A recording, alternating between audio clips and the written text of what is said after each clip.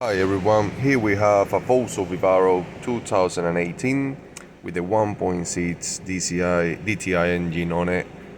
This is the single turbo one, not the B turbo one. This one in particular is done 197,000, so quite high for only being 5 years old. And this one came in with well, now it's fits. Apologies, I didn't film it before, but basically it had the stop sign on, and it was coming with a message saying engine hazard failure, stop now.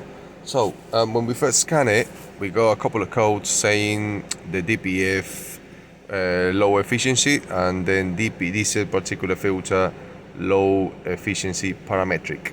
So when we check the soot content on it, the soot content was 65 grams, which is very high. Ideally, manufacturers recommend that when it's up above 45 grams, the DPF should be taken off, cleaned properly, and then refitted to the van. But before condemning any DPF, we checked for another code, and also it had a particular code which was engine oil life exceeded, or like engine oil life deteriorated, or engine oil dilution. You can get any of them codes on a Vauxhall Vivaro, or on a Nissan Primasta, or a Renault Traffic. They particularly share the same engine.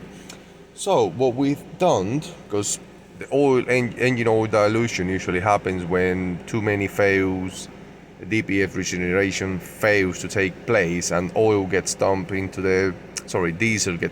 the engine oil, so it dilutes the oil, and the computer senses that it has so many DPF regeneration failures, and then it stores the code. So what we've done was to do an oil change on it.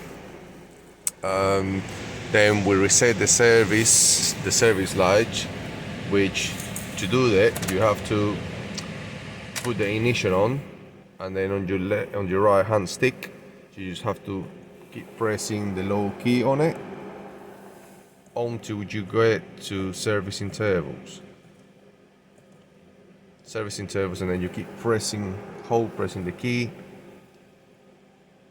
until it shows. On this one we already done the reset of the service, and then after that you also have to delete the code on the scanner.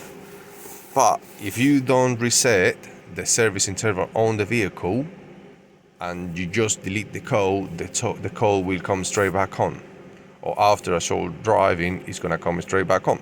So first we done was do an oil change, reset the service light, and then the DPF, to sort the DPF out, we use a product to clean the DPF. I'm just gonna quickly show you the little product I use, which is this.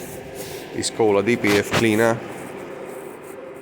Simply, it comes with a little hose inside, and then you just take it and you spray this into the hose of the DPF pressure sensor.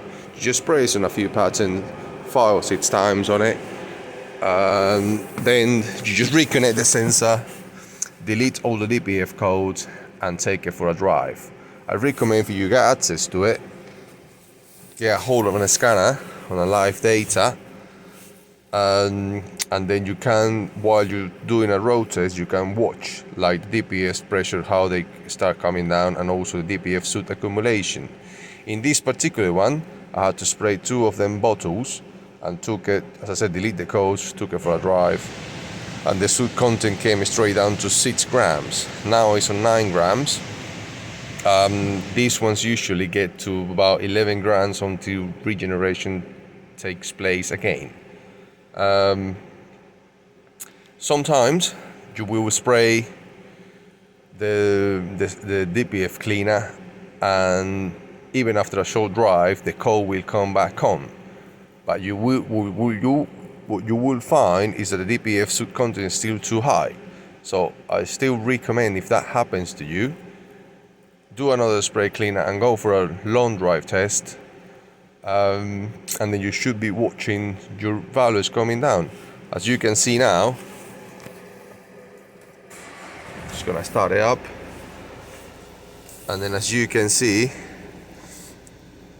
DPF pressure is on 0.6 kPa. Before it was above 10, and if you rev it up to 3000, it should keep below 5 kPa, which it's doing now. It doesn't go above 4, just stays at 3.7, 3.5. You can see how the temperature is rising, and the soot accumulation, as I say, is 9 grams. So what I'm gonna do now is, because since I cleaned the DPF, the soot accumulation hasn't go above 11 grams. So I'm gonna take it for a road test, just to watch if it does a regen, and then I will be back to see what happens.